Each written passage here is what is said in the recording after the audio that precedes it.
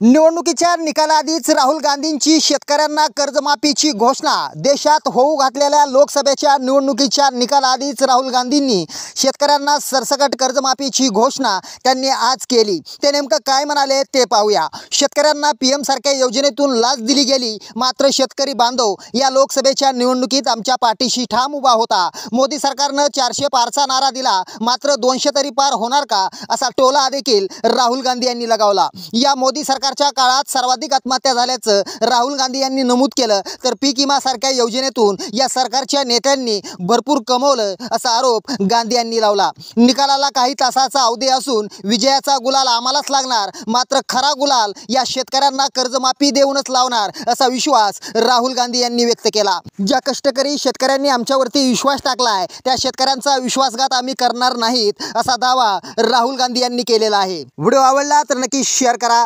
धन्यवाद।